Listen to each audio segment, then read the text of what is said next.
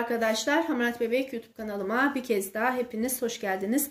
Bugün sizlere 1 yaş 15 ay kadar bebeklerimiz için uygun olan bu birçok modeli bir arada kullandığımız ve elimizde kalan artan iplerimizi değerlendirmek amacıyla bu hırkayı hazırlamış oldum arkadaşlar.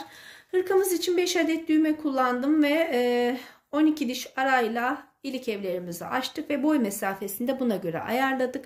Hırkamızın arkadaşlar boyu tam yaka kısmından ölçtüğümüz zaman 34 santim uzunluğunda oldu. Kol boyumuz ise tam 31 santim, 30 santimin bitimine kadar. En olarak da arkadaşlar modelden modele fark ediyor. Düz kısımdan ölçtüğümüz zaman 29 santim, bonbon modelinden ölçtüğümüz zaman 30 santim, etek kısmındaki çift birinci ölçtüğümüz zaman 27 santim gibi uzunluklarla bir en ölçüsü var. Rahatlıkla özellikle 1 yaşı doldurmuş bebeklerimizin kullanabileceği bir model oldu. Arkadaşlar, İp için size ayrı ayrı numara ve renk paylaşamıyorum. Çünkü daha önceki yapmış olduğum örgülerimizden arta kalan ipleri değerlendirmek amacıyla yaptım ben. Ve şu an siz de kendi elinizde örgülerinizden artmış olan yumakları değerlendirebilirsiniz. Düz örgü, haroşa örgü, bonbon modeli, çift pirinç gibi birçok örgü modeliyle desen olarak çalıştığımız bir hırka modeli oluştu. Ve gayet de hoş oldu. Aslında örerken nasıl bir şey oluşacağını ben de çok fazla kestiremiyordum. Ama bittikten sonra ortaya güzel bir çalışma çıkmış oldu. Şimdiden hepinizin eline emeğine sağlık diliyorum. Kolay gelsin.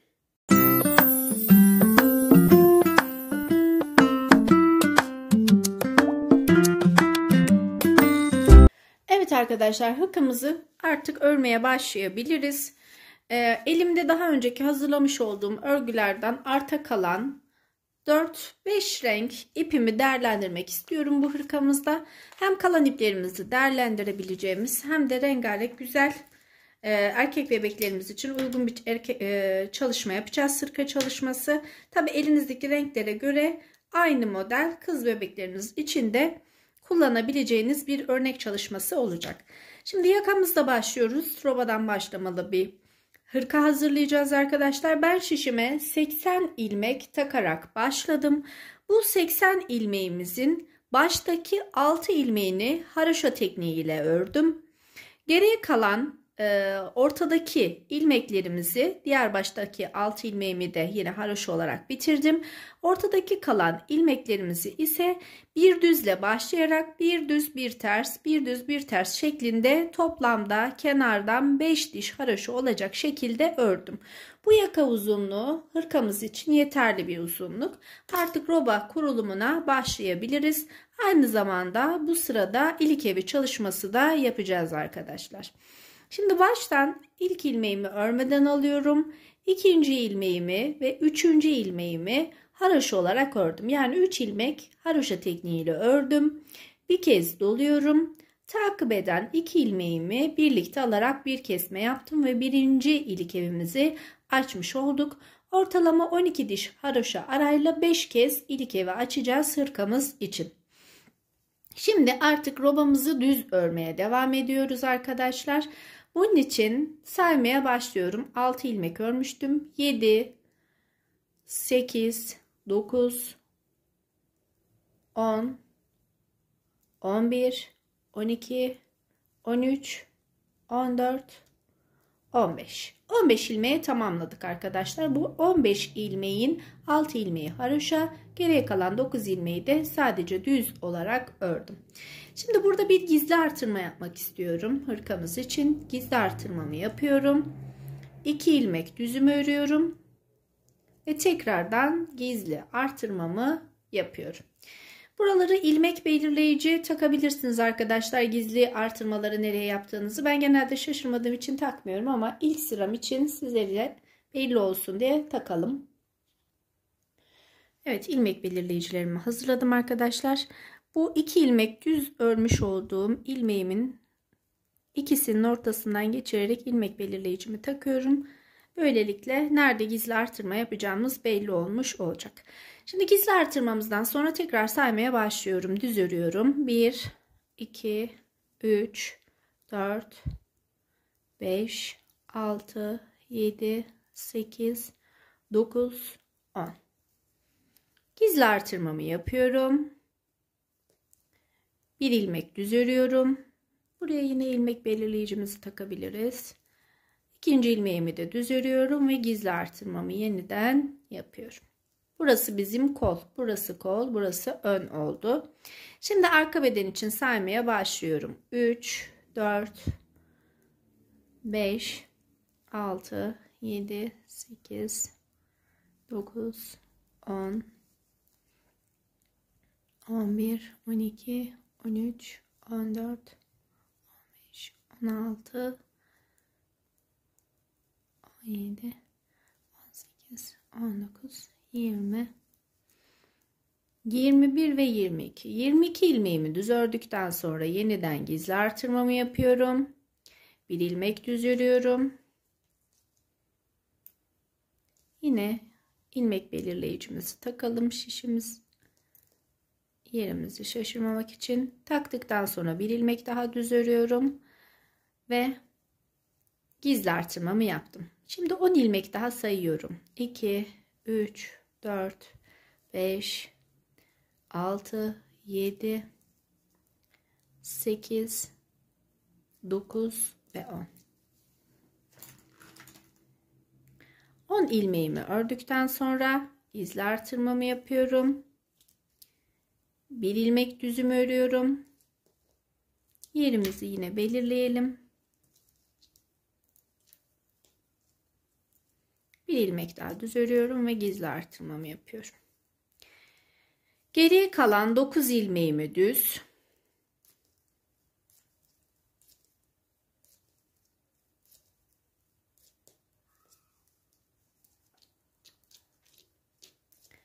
ve 6 ilmeğimi haroşa tekniğiyle örerek sıramı tamamlıyorum. Bu rob artırmamızın birinci sırası oldu. Arka yüzde 6 ilmek haroşamı yine örüyorum. Baştaki 6 ilmeklerimizin haroşa olmasına dikkat ediyoruz ve geriye kalan bütün ilmeklerimi ters örgü örerek başa kadar ilerliyorum. Artırma yerlerimizdeki ilmek belirleyicilerimizi dikkatli bir şekilde sağdaki şişimize geçirelim.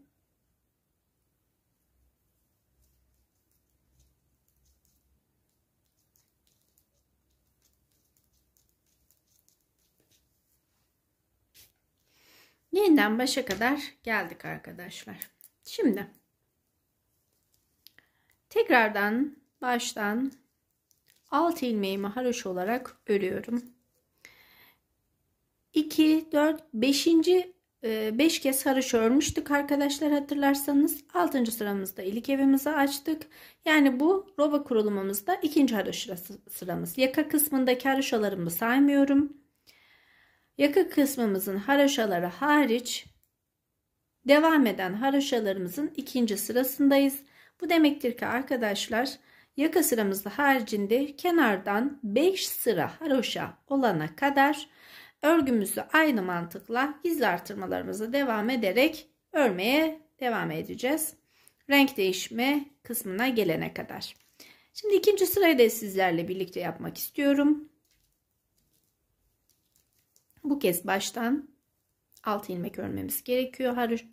Düz örgümüzü 16 ilmek örmemiz gerekiyor. 2, 4, 6, 8, 10, 12, 14, 16. Tam gizli artırma yapacağımız yere gelmiş olduk. Gizli artırmamı yapıyorum. Bir ilmek düzümü örüyorum. Orta belli olsun diye ilmek belirleyicimi geçtim. Bir ilmek daha düz örüyorum ve ikinci gizli artırmamı yapıyorum. Kollar için 10 ilmek ayırmıştık. İkinci sıramızda 12 ilmek düzümüz olması gerekiyor kollarımızda.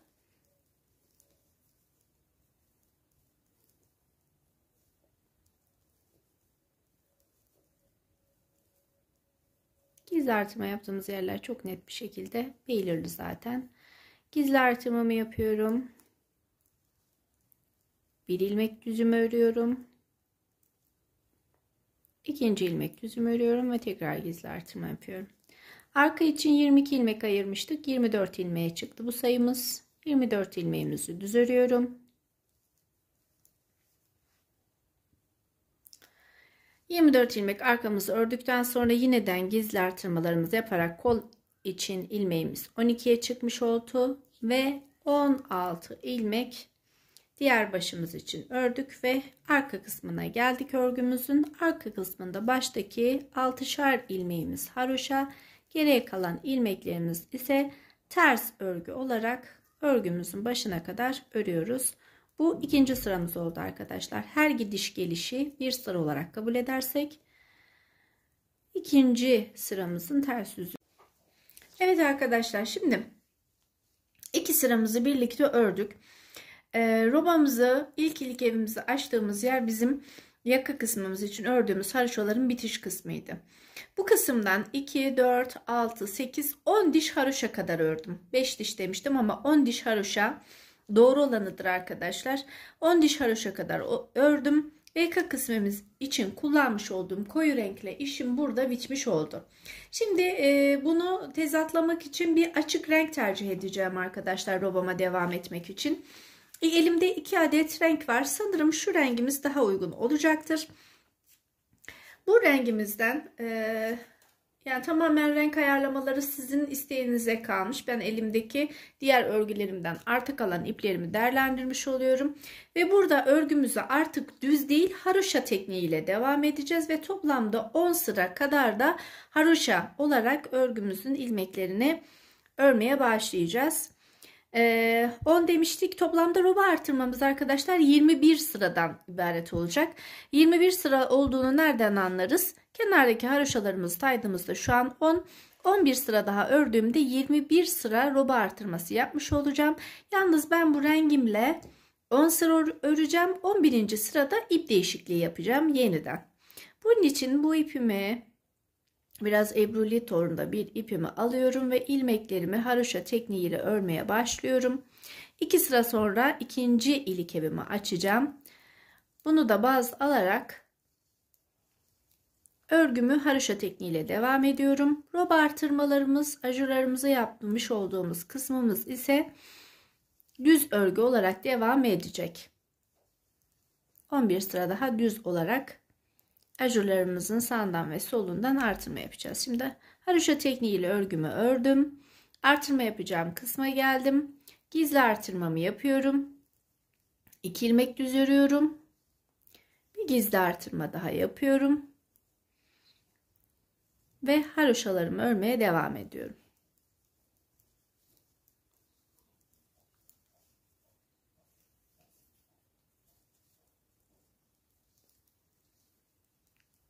Üç örgü tekniği kullanacağız hırkamızda.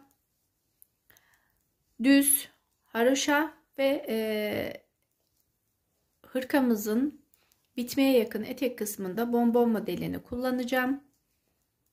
Böyle değişik, katkılı bir hırka ortaya çıkacak. Evet, kolum için ilmeklerimi de örmeye devam ettim. Gizli artırmamı yapıyorum. 2 ilmek düzümü örüyorum. Tekrar gizli artırmamı yapıyorum. Yine kendi tekniğinize göre arkadaşlar haroşa örmeye devam edeceğiz. Benim örgü tekniğim, ben arkadan ilmekleri dolayarak alıyorum ve haroşamı bu şekilde örüyorum. Siz de kendi tekniğinize göre, şurada bir ipimi düğümlemem gerekiyor. İpim bitmişti. Rengimiz sıramızı düzenleyerek sabitlemiş olduk. Birkaç sıra örüp geliyorum arkadaşlar. Rengimizin geçişinin nasıl durduğunu paylaşacağım sizlerle. Evet arkadaşlar, robamızı tamamlamış olduk. Gördüğünüz gibi sütlü kahve ipimizle de örgümüzü ördük. Şu kısım siyah gibi görünüyor aslında ama koyu gri arkadaşlar. Işığın gelişine göre rengimiz değişiyor. Şimdi burada ipimizden az bir parça kaldı. Biraz uzunca bırakarak kesiyorum ve tekrardan yeni ipimize geçeceğiz. Yeni ipimizle devam edeceğiz. Artık kollarımızı ve bedenimizi bu rengi kullanmak istiyorum arkadaşlar. Azur renk deniliyordu sanırım buna. Daha önceki yapmış olduğumuz çalışmalardan yine arta kalan bir ipimiz. Yine dediğim gibi siz istediğiniz renklerle çalışarak örgüye devam edebilirsiniz. Bu rengin uyumlu olacağını düşünüyorum. İnşallah uyumlu olur. Ben de sizlerle birlikte yaparken aslında denemiş oluyorum. Hem de elimde kalmış olan az yumaklarımızı değerlendirmiş oluyorum. Evet. Şimdi burada ipimizi bağladım. Birinci ilmeğimiz, ikinci ilmeğimiz, 3, 4, 5, 6. 6 ilmeğimizi haroşa olarak ördüm.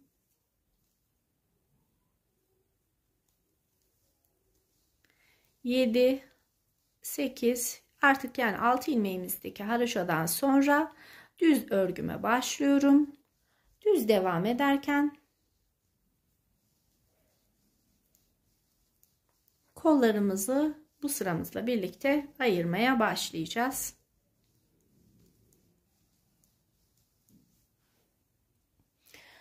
Düzlerimi ördüm arkadaşlar. Şimdi 2 ilmekten oluşan ajur kısımlarımızdaki takip ettiğimiz artırma ilmeklerimiz vardı. Bunun bir ilmeğini ön için kullanacağım. İkinci ilmeğini kol için ayıracağım ve şimdi kolum için tekrardan düz örmeye devam ediyorum.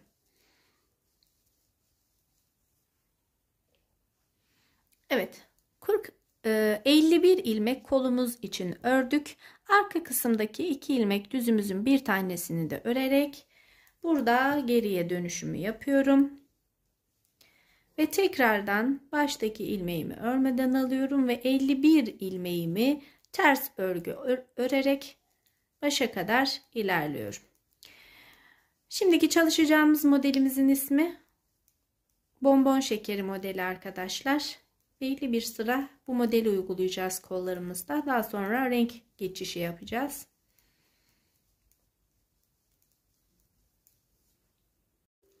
Evet arkadaşlar, şimdi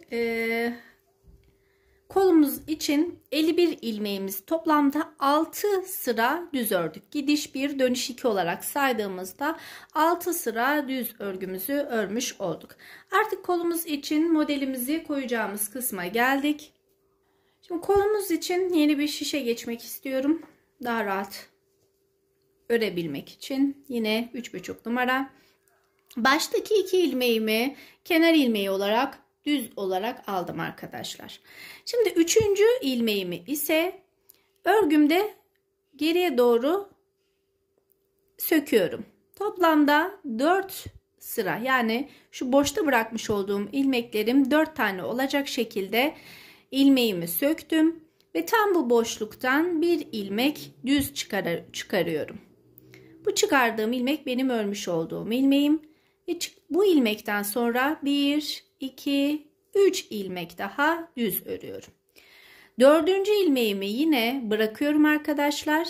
1, 2, 3 ve bu işlemi 4 kez yapıyorum. 4 kez yaptıktan sonra ilmeğimden şişimi geçiriyorum. Bütün çıkarmış olduğum ilmeklerim üst kısımda duracak şekilde düz olarak bu ilmeğimi örerek alıyorum. Ve tekrardan 1, 2, 3 ilmek örüyorum. 4. ilmeğimi 1, 2, 3, 4 kez bırakıyorum. Tam ortadan ilmeğimi geçiriyorum ve örüyorum. Düz örüyorum arkadaşlar.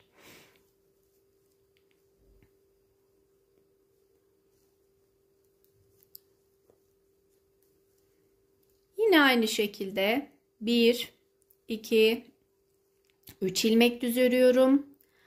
4. ilmeğimi 1, 2, 3, 4 kez bırakıyorum. 4. kez bıraktıktan sonra ilmeğimin ortasından şişimi geçiriyorum ve bütün ilmeklerim yukarıda kalacak şekilde bir ilmek düz örüyorum. 1, 2, 3 kez örüyorum. 4.'yü bırakıyorum. Yani ördüğüm ilmekleri tekrar söküyorum. Bu 4 tane söktüğüm ilmekler yukarıda kalacak şekilde ilmeğimi düz olarak örüyorum. Başa kadar bu işlemi tekrarlayalım. Başa kadar her 3 ilmekte bir aynı işlemi yaptım. Şimdi son kısmımıza geldik. Dördüncü kısmımız ilmeğim için 4 kez ilmeklerimi çıkardım. Yine düzümü ördüm. Kalan ilmeklerimden 1, 2, 3 ilmek düzüm ördüm ve bir adet kenar ilmeğimle sıranın başına gelmiş oldum. Dönüyorum örgümde. Bir kez modeli uygulamış olduk arkadaşlar. Şimdi bütün ilmeklerimi burada ters örüyorum.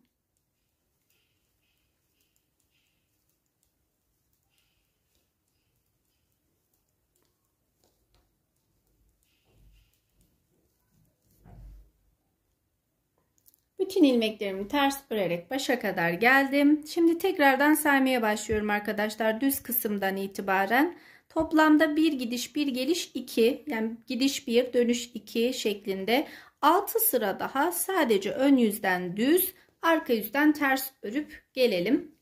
İkinci modelimizi koymak için. 6 sıra düzümüzü ördük arkadaşlar. Şimdi tekrardan ikinci modelimizi kurmaya başlayacağız. Yine baştan 2 ilmeğimiz kenar ilmeği olarak alıyoruz. Bu 2 ilmeğimizi aldıktan sonra arkadaşlar yine 1 ve 2 ilmek düz örüyorum. Ortada ara ilmek olarak hatırlarsanız 3 ilmek bırakmıştık. 3 ilmek boşluğumuz vardı.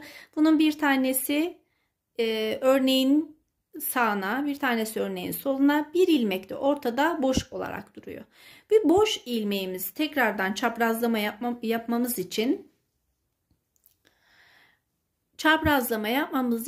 iki sağına, yani buradaki boş ilmeğimizin iki sağına ve iki soluna model kurulumumuzu yapmamız gerekiyor. Bakın gördüğünüz gibi büyük uzun bir ilmeğimiz var. Bunun iki sağına yapacağımızdan dolayı 2 ilmek kenar ilmeğimizi ördük. 2 ilmek düzümüzden ördük. 3. ilmeğimizi arkadaşlar yine söküyoruz 4 kez ve bir önceki işlemimizin aynısını bu 4 ilmeğimiz yukarıda kalacak şekilde düz örerek ilmeğimizi alıyoruz. Ve tekrardan 1, 2, 3, 4. Bu kez ara ilmeğimizi 4 saydık arkadaşlar. 3 saydık. Özür diliyorum. 3 saydık. 1, 2, 3. Dördüncüyü yine bırakmamız gerekiyor. 1, 2, 3, 4. Düzümüzü yapıyoruz.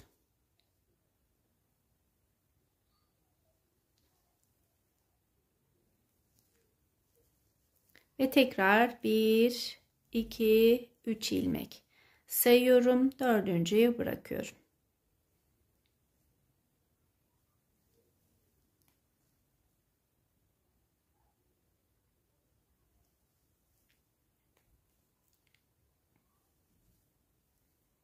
İstiyorsanız şu şekilde arkadaşlar bıraktığımız bir ilmeğimizi de şişimize takarak, bütün ilmekleri de takarak şu şekilde düz örebilirsiniz. Ben içinden almak daha kolayıma geldiği için o şekilde yapmıştım. Gördüğünüz gibi ikinci modelimiz tam çaprazlama kabartmalarımız düşmüş oldu. Üçüncü kez modelimizi de birinci ile aynı şekilde yapacağız arkadaşlar. Ve böylelikle hırkamızın kolunun ilk modeli bonbon modeli olmuş olacak. Evet arkadaşlar, bonbon modelimizi de uyguladık ve toplamda 4 kez model çalışması yaptık. Gördüğünüz gibi çaprazlama olarak. Ve tekrardan şimdi hem ipimizi değiştireceğiz hem de modelimizi değiştireceğiz.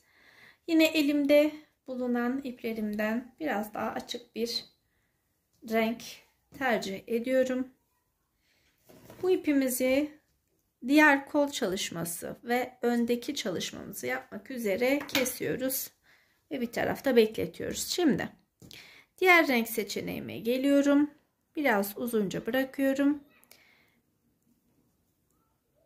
ve düz örgüme devam ediyorum bu sırayla birlikte.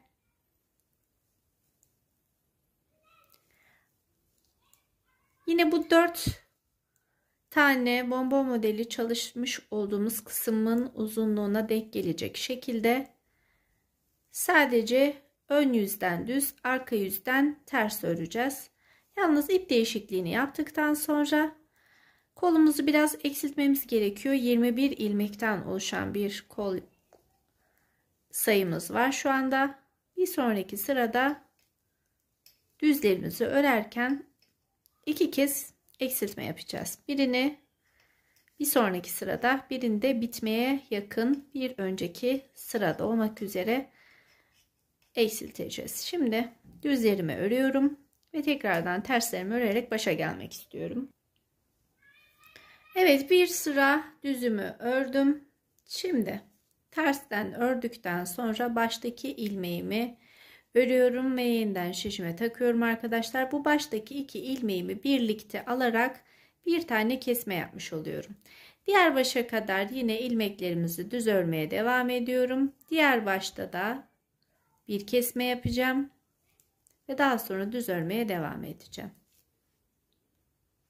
Başa kadar düzümü ördüm. Son iki ilmeğimi birlikte alarak yeniden diğer başta kesmemizi yapmış olduk. Şimdi arka tarafta ters, ön yüzde düz olarak bir miktar örelim. Ne kadar ördüğümü şu kadarlık bir mesafe oluştuğunda sıra sayısında sizlerle paylaşacağım. Evet arkadaşlar, düz kısmımızda örgümüzü ördük. Arka kısımdaki sıramızı sayalım. 2, 4, 6, 8, 10, 12, 14, 15, 16. da şişimde takılı. 16 sıra ördükten sonra 17. sıramızda yine kesmemizi yapalım. Baştaki iki ilmeğimi birlikte alarak ilmeklerimi azaltıyorum. Başa kadar düz örgümü örmeye devam ediyorum. Son iki ilmeğim kaldığında yine eksiltmemizi yapacağız. Yine son iki ilmeğimiz kaldı. İkisini birlikte alarak kesmemi yapıyorum. Ve toplamda başlarken 2, bitiminde de 2 adet olmak üzere 4 ilmek eksiltmiş olduk.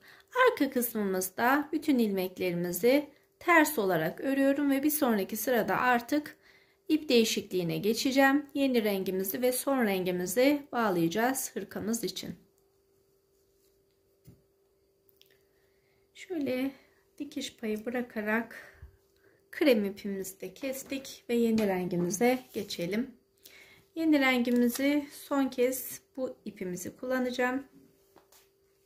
Açıkçası rengi ve model nasıl olacak ben de sizler kadar merak ediyorum.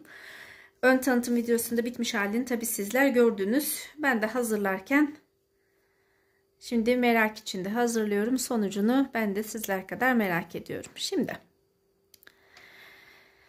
baştaki ilmeğimi alarak ipimi takmış oldum. Bu benim kenar ilmeğim arkadaşlar. Şimdi bu ilmeğimi hemen düğüm ile sabitleyelim aslında.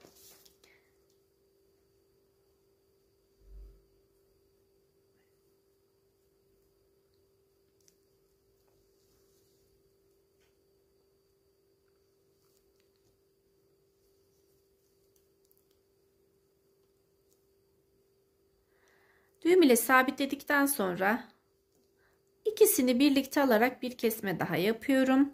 Ve bu kenar ilmeğimin haricinde şimdi sayıyorum. 2 ilmek düz örüyorum. 2 ilmek ters örüyorum. Ama bu örgümüzün dönüşlerinde ip geçişimiz belli olacağı için ilk önce ip geçişimizi sağlayalım ve bir sıra düzümüzü örelim. Daha estetik duracaktır. Bütün ilmeklerimi düz örüyorum. Bu arada kesmelerimizi de yapmış oluruz. Son 2 ilmek kalana kadar.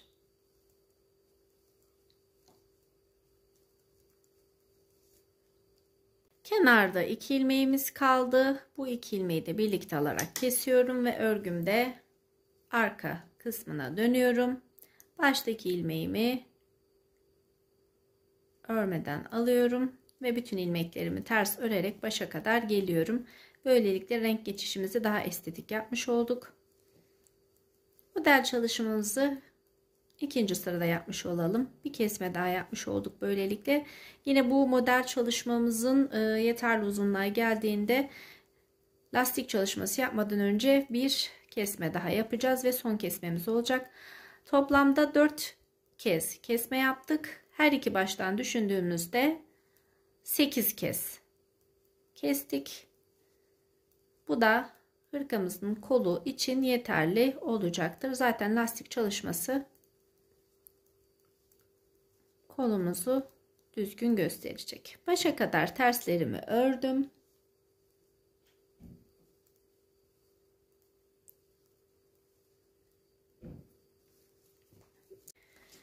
Evet, renk geçişimizi sağladık arkadaşlar. Şimdi örgümüzde renk geçişimizi sağladığımıza göre yeni model çalışmasına başlayabiliriz.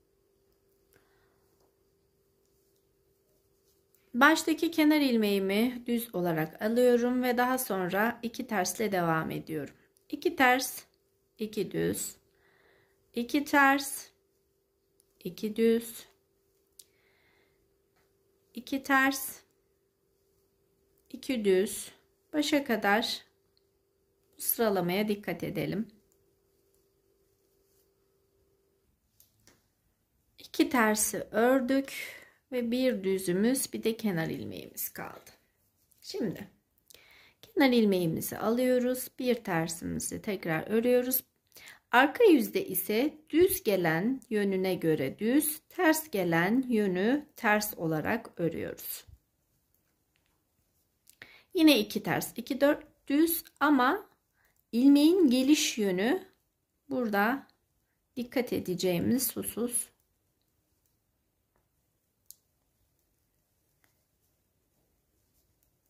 Tersi ters, düzü düz.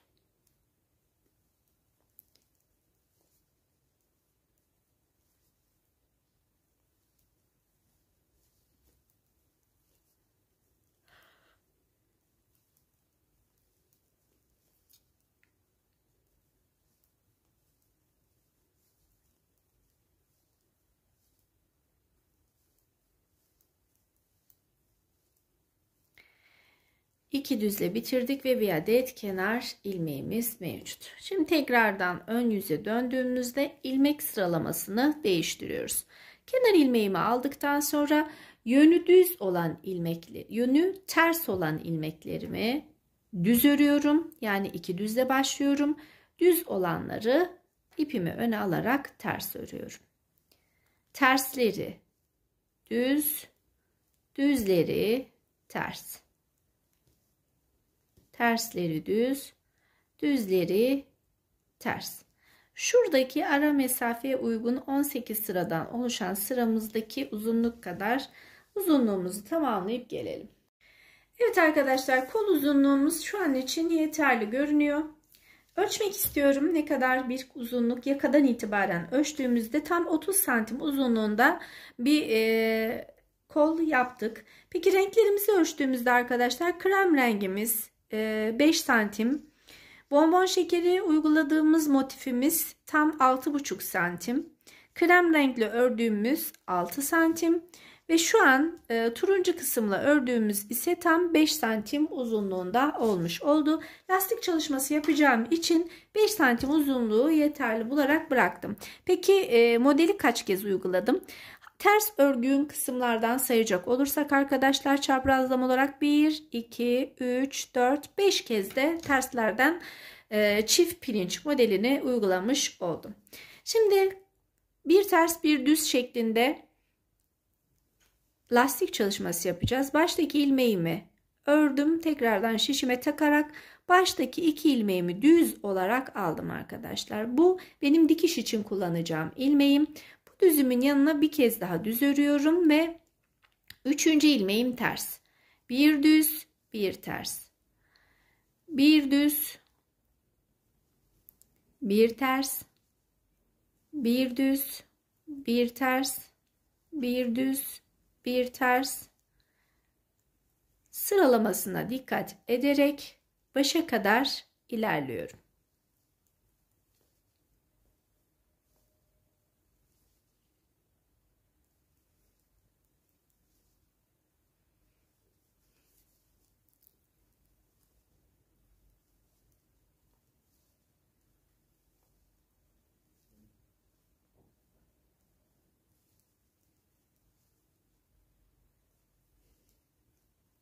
Evet, başa kadar bir ters bir düz bir ters bir düz ördük. Sonundaki 2 ilmeğimi düz olarak kapatıyorum arkadaşlar. Sonra bu ilmeğimi örmeden yine sağdaki şişimi alıyorum.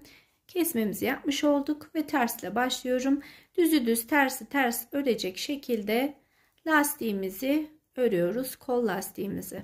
Şişimde toplam kaç ilmek var bunu da paylaşayım sizlerle. 2 4 6 8 10 42 ve 43. 43 ilmeğimiz şişimizde mevcut. Yine lastik çalışmama devam ediyorum. Bir ters bir düz olarak. Toplamda kaç sıra lastik ördüğümü de sizlerle paylaşacağım.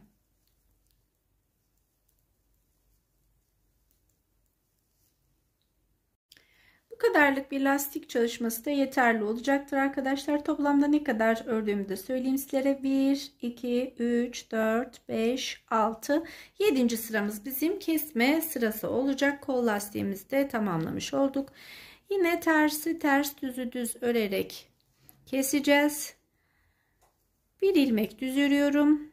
Arkadaki ilmeği üzerinden atlatıyorum. Bir ilmek ters örüyorum. Arkadaki ilmeğimizi üzerinden atlatıyorum.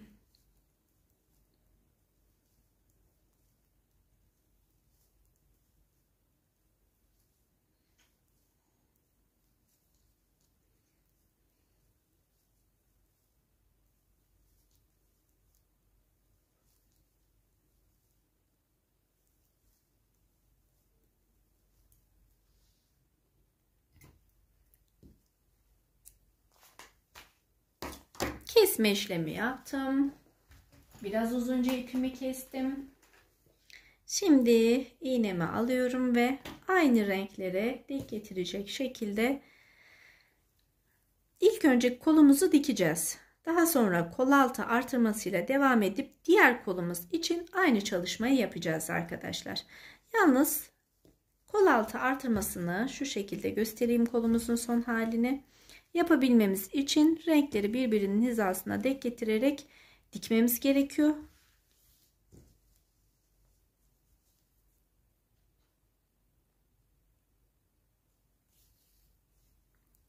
Düzdeki ilmeklerimizin kenarlarındaki V girişleri karşılıklı denk getirerek estetik bir dikiş sağlayacağız.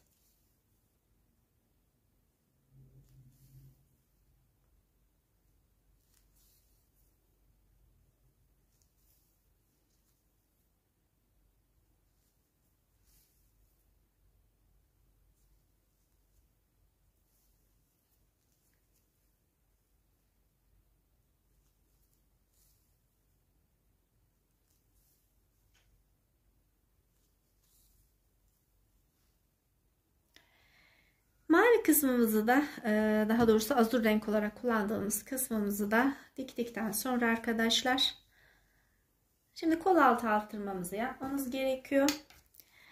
Ön kısmımızda örmüş olduğumuz düz ilmeklerimiz devam eden son ilmeğimizden ilk önce ipimizi geçiriyoruz.